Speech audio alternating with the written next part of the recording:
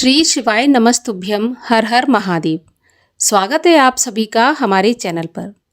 सोमवार का दिन भगवान शिव को समर्पित होता है। सोमवार के दिन भगवान शिव और चंद्रमा की पूजा करने से सभी प्रकार के कष्ट मिटने के बाद मानसिक शांति प्राप्त होती है। अगर व्रत नहीं कर सकते तो कथा तो अवश्य सुननी ही चाहिए। कथा सुनने मात्र से ही मन को शांति और जीवन में सुखों की प्राप्ति होती है। तो आज के इस वीडियो में हम आपको सोमवार के प्रदोष की व्रत की कथा सुनाएंगे और सोमवार व्रत की कथा भी सुनाएंगे। तो वीडियो अगर आपको पसंद आए तो लाइक करके शेयर करिए और चैनल को भी सब्सक्राइब कर लीजिए। तो आइए शुरू करते हैं। अब सबसे पहले सोमवार के प्रदोष व्रत की कथा। श्री सूत जी बोले, हे ऋषिवरों, अब मैं सोम त्रयोदशी व्रत का महात्म्य वर्णन करता हूँ। इस व्रत के करने से शिव और पार्वती प्रसन्न होते हैं। प्रातःकाल स्नान आदि करके शुद्ध पवित्र हो शिव पार्वती का ध्यान करके पूजन करें और अर्घ्य दें। ओम नमः शिवाय इस मंत्र का 108 बार जाप करें। फिर स्तुति करें कि हे प्रभु, मैं इस दुख सागर में गोते खाता हुआ ऋण भार से दबा ग्रह दशा से ग्रसित हूँ। हे दयालु, आप मेरी रक्षा कीजिए। शौनक आदि ऋषि बोले, हे पूज्यवर महामते, आपने यह व्रत संपूर्ण कामनाओं के लिए बताया है। अब कृपा करके यह बताने का कष्ट करें कि यह व्रत किसने किया और उसे क्या फल मिला। तब श्री सूत जी बोले, एक नगर में एक ब्राह्मणी रहती थी। उसके पति का स्वर्गवास हो गया था। कोई भी उसका धीर धरैया नहीं था। इसलिए वह सुबह होते ही अपने पुत्र के साथ भीख मांगने निकल जाती और जो कुछ भी भिक्षा में प्राप्त होता उसी से अपना और अपने पुत्र का पेट भरती थी। एक दिन ब्राह्मणी भीख मांगकर लौट रही थी तो उसे एक लड़का मिला। उसकी दशा बहुत खराब थी। ब्राह्मणी को उस पर दया आई और उसे अपने साथ घर ले आई। यह लड़का विदर्भ देश का राजकुमार था। पड़ोसी राजा ने उसके पिता पर आक्रमण करके उसके राज्य पर कब्जा कर लिया था। इसलिए वह मारा मारा फिर रहा था। ब्राह्मणी के आश्रम में वह ब्राह्मण कुमार की तरह पलने लगा। एक दिन ब्राह्मण कुमार और राजकुमार दोनों खेल रहे थे। उन्हें वहां पर गंधर्व कन्याओं ने देख लिया और वे राजकुमार पर मोहित हो गईं। ब्राह्मण कुमार तो अपने घर लौट आया, परंतु राजकुमार अंशुमति नामक गंधर्व कन्या से बात करता रह गया। दूसरे दिन अंशुमति अपने माता पिता को राजकुमार से मिलाने के लिए ले आई। उनको राजकुमार पसंद आया और कुछ ही दिनों बाद अंशुमति के माता पिता को शंकर भगवान ने स्वप्न में आदेश दिया कि वे अपनी कन्या का विवाह राजकुमार के साथ कर दें। फलतः उन्होंने अंशुमति का विवाह राजकुमार के साथ कर दिया। ब्राह्मणी को ऋषियों ने आज्ञा दे रखी थी कि वह सदा प्रदोष व्रत करती रहे। उसके व्रत के प्रभाव और गंधर्व राज की सेनाओं की सहायता से राजकुमार ने विदर्भ से शत्रुओं को मार भगाया और अपने पिता के राज्य को पुनः प्राप्त करके वहां पर आनंद पूर्वक रहने लगा। राजकुमार ने ब्राह्मण को अपना प्रधानमंत्री बनाया।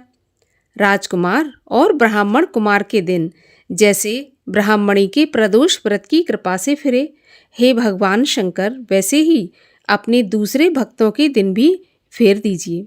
तभी से प्रदोष व्रत का संसार में बड़ा महत्व है।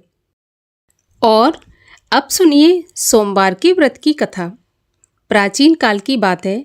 एक नगर में एक वैश्य रहता था जो बड़ा ही धनी और ऐश्वर्य युक्त था, जिसके कारण उसे किसी प्रकार का कष्ट या दुख नहीं था। परंतु इतनी अतुल संपत्ति होते हुए भी उसे भोगने वाली उसकी कोई संतान नहीं थी, जिसका उसे सर्वदा दुख बना रहता था।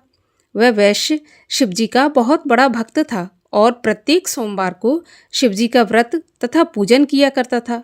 उसे ये विश्वास था कि शिवजी का पूजन करने से मुझे एक दिन पुत्र अवश्य उत्पन्न होगा, जो मेरे इस अतुल धन को भोग करेगा।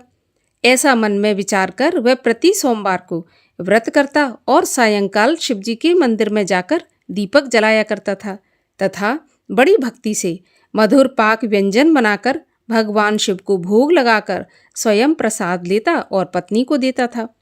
ऐसा करते देख भक्त वत्सला देवी पार्वती से रहा नहीं गया और वे शिवजी से बोली कि हे शिवजी, ये वैश्य प्रत्येक सोमवार को आपका व्रत करके सायंकाल दीपक जलाता और इस प्रकार बड़ी भक्ति भावना से पूजन करता है, अतः आप इसके दुख का निवारण शीघ्र क्यों नहीं कर देते। तब पार्वती जी के सुंदर वचनों को सुनकर शिवजी बोले, हे देवी पार्वती, इस वैश्य के तो पुत्र नहीं है, यह इसके पूर्व जन्मों का फल है। देवी, यह जगत तो कर्ममय है, मनुष्य कर्म के बंधनों से बंधा हुआ है तथा अपने अपने कर्मों के फलों को भोगता है। उसी प्रकार यह वैश्य भी पूर्व जन्म के कर्म के कारण इस जन्म में निसंतान होकर दुख उठा रहा है। शिवजी के ऐसे उपदेशात्मक वचनों को सुनकर भी पार्वती जी ने नहीं माना और कहने लगी, हे ईश्वर, आप तो भक्त वत्सल हैं, सदा अपने भक्तों की मनोकामना पूरी करते हैं, फिर आप अपने भक्त पर दया क्यों नहीं करते, जबकि ये सदैव आपकी भक्ति प्रेम पूर्वक करता है। फिर आप उसे पुत्रवान करके उसके दुख का निवारण क्यों नहीं करते। यदि आप अपने भक्तों के दुख का निवारण नहीं करेंगे तो कौन आपका व्रत और पूजन करेगा, सेवा करेगा। हे शिवजी, मेरा आपसे अनुरोध है कि आप कृपा करके उसे अवश्य ही पुत्रवान कीजिए।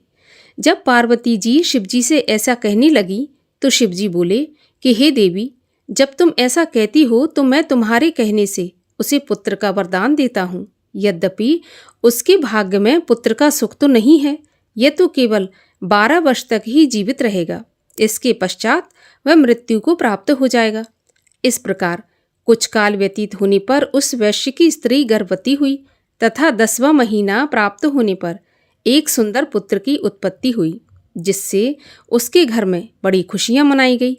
सभी लोग अत्यधिक हर्षित हुए, परंतु उस वैश्य को कुछ विशेष सुख नहीं मिला, क्योंकि उसे यह ज्ञात था कि यह पुत्र 12 वर्ष के बाद पुनः मृत्यु द्वारा ग्रसित हो जाएगा। इस प्रकार हंसी खुशी में वह 12 वर्ष का हो गया। एक दिन उसकी माता वैश्य से विवाह करने के लिए कहने लगी, तो उसका पिता ये विचार कर कहने लगा कि अभी विवाह की जल्दी क्या है, अभी तो मैं इसे काशी जी पढ़ने के लिए भेजूंगा। स्त्री से ऐसा कहकर वैश्य ने बालक के मामा को बुलाया और उसे खूब सारा धन देकर बोला, अब तुम अपने भांजे को काशी ले जाओ और इसे विद्या अध्ययन कराओ तथा रास्ते में जगह जगह पर ब्राह्मणों को भोजन देते और यज्ञ करते जाना। इस प्रकार वे दोनों मामा भांजे जगह जगह पर ब्राह्मणों को भोजन देते तथा यज्ञ करते हुए एक नगर में पहुंचे। वहां के राजा की कन्या का उस दिन विवाह था। कन्या बड़ी ही रूपवती और सर्वगुण संपन्न थी, परंतु राजकुमार अर्थात जिससे उस राजकुमारी का विवाह होने वाला था वह एक आंख से काना था, जिससे उसके पिता को बड़ी चिंता थी। परंतु जब उसने वैश्य के पुत्र को देखा जो कि बहुत रूपवान था, तो वह विचार करने लगा कि क्यों ना इसी से द्वाराचार का काम चला लिया जाए। तो उसके मामा से कहने लगा कि यदि थोड़ी देर के लिए आप अपने भांजे को मुझे दे दीजिए तो आपकी बड़ी कृपा होगी। थोड़ी देर की बात है, विवाह हो जाने के पश्चात इसे हम वापस कर देंगे और आपको बहुत सा धन देंगे। फिर तो बालक के मामा ने स्वीकार कर लिया और वर का पिता उसे वर बनाकर मंडप में ले गया और विवाह की समस्त कार्य बड़ी दक्षता से संपन्न किए गए। परंतु जब लड़का सिंदूर दान करके लौटने लगा तो उसने कन्या की साड़ी के आंचल पर लिख दिया कि हे भामिनी, तुम्हारा विवाह मुझ वैश्य के पुत्र से हुआ है और अब मैं काशी पढ़ने जा रहा हूँ, परंतु जिसके साथ तुम्हें भेजा जाएगा वह एक आंख से काना है और वह तुम्हारा पति नहीं है। इस प्रकार विवाह कार्य संपन्न होने पर विदा की बेला पर जब राजकुमारी ने अपनी साड़ी पर कुछ लिखा देखा तो उसे पढ़कर उसने राजकुमार के साथ जाने से इनकार कर दिया और बोली, ये मेरा पति नहीं है, मेरा पति तो वैश्यपुत्र है जो इस समय काशी जी में पढ़ने के लिए गया है। फिर तो राजकुमारी की ऐसी बात सुनकर उसके माता पिता अत्यंत आश्चर्य में पड़ गए और राजा अर्थात वर के पिता की धूर्तता से अत्यंत दुखी हुए और कन्या को विदा नहीं किया। बारात बिना कन्या के लौट गई। उधर यह वैश्य का पुत्र तथा उसका मामा दोनों काशी जी में पहुंचे तथा बालक ने अपना अध्ययन प्रारंभ कर दिया और उसके मामा ने यज्ञ करना प्रारंभ कर दिया।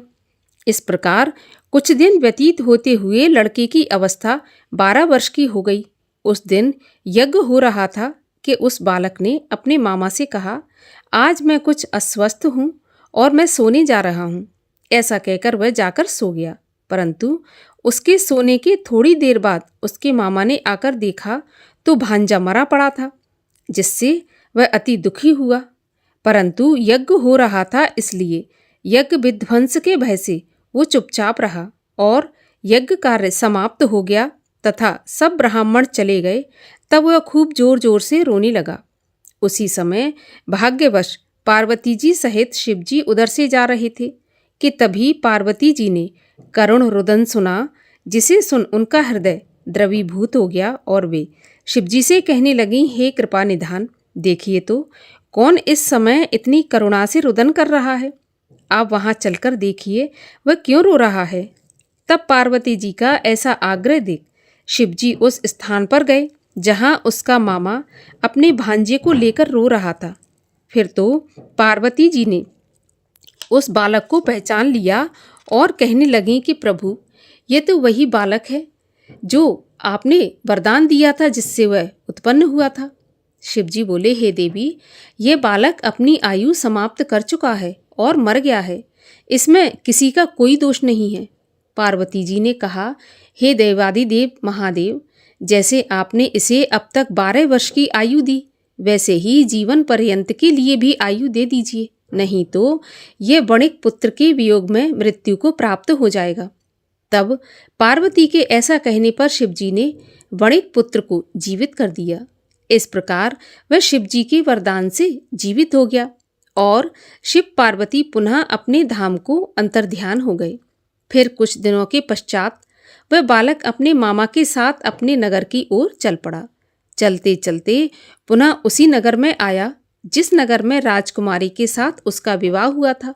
वहां पहुंचकर उसने यज्ञ करके ब्राह्मण भोजन दिया, जिससे भोजन करके जाते हुए पंडितों द्वारा राजा को यह खबर लगी कि काशी से कोई वैश्य पुत्र आया है जो यज्ञ करके ब्राह्मण भोजन दे रहा है।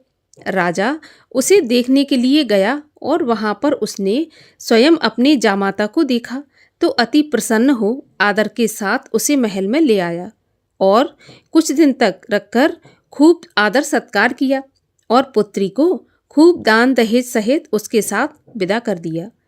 तब वह वणिक पुत्र अपनी स्त्री सहित मामा के साथ अपने नगर की ओर चला। जब वे घर की ओर थोड़ा नज़दीक आए तो मामा ने कहा कि मैं जाकर पहले अपनी बहन को तुम्हारे आने का समाचार देता हूँ, जिससे कि वे वधू सहित तुम्हारा स्वागत करें। इधर वह वैश्य अपनी स्त्री के सहित छत पर जा बैठा कि यदि मेरा पुत्र काशी से लौटकर नहीं आएगा तो हम लोग यहीं से कूदकर अपने प्राण दे देंगे। परंतु जब साले ने जाकर कहा कि आपका पुत्र कुशलता से अपनी स्त्री सहित आ रहा है, आप लोग विधिवत उसका स्वागत कीजिए। साले की ऐसी बात सुनकर वे लोग अति प्रसन्न हुए और बड़े आदर के साथ पुत्र वधू का स्वागत किया और अति प्रसन्न हो सोमवार व्रत करके शिव जी का विधिवत पूजन वंदन किया। जो मनुष्य सोमवार का व्रत करके शिव जी का पूजन करता है और इस कथा को पढ़ता या सुनता है, वह सभी कष्टों से छूटकर अपने समस्त मनोरथों को पूर्ण करता है। बोलिए भगवान शिव शंकर महादेव की जय। भगवान शिव की आरती। ओम जय शिव ओमकारा स्वामी हर शिव ओमकारा ब्रह्मा विष्णु सदा शिव अर्धांगी धारा। ओम जय शिव ओमकारा एकानन चतुरानन पंचानन राजे हंसासन गरुणासन वृषवाहन साजे। ओम जय शिव ओमकारा दो भुज चार चतुर्भुज 10 भुज ते सोहे तीनों रूप निरखता त्रिभुवन जन मोहे। ओम जय शिव ओमकारा। अक्षमाला वनमाला मुंडमाला धारी, चंदन मृग मद सोहे, भोले शुभकारी। ओम जय शिव ओमकारा। श्वेतांबर पीतांबर बाघांबर अंगे, सनकादिक ब्रह्मादिक भूतादिक संगे। ओम हर हर हर महादेव। कर के मध्य कमंडल, चक्र त्रिशूल धरता, जग हरता जग भरता, जग पालन करता। ओम जय शिव ओमकारा। ब्रह्मा विष्णु सदा शिव, जानत अविवेका, प्रणवाक्षर के मध्य ये तीनों एका। ओम जय शिव ओमकारा। त्रिगुण शिव जी की आरती, जो कोई जन गावे, कहत शिवानंद स्वामी, सुख संपत्ति पावे। ओम जय शिव ओमकारा। बोलिए शिव शंकर महादेव की जय। हर हर महादेव।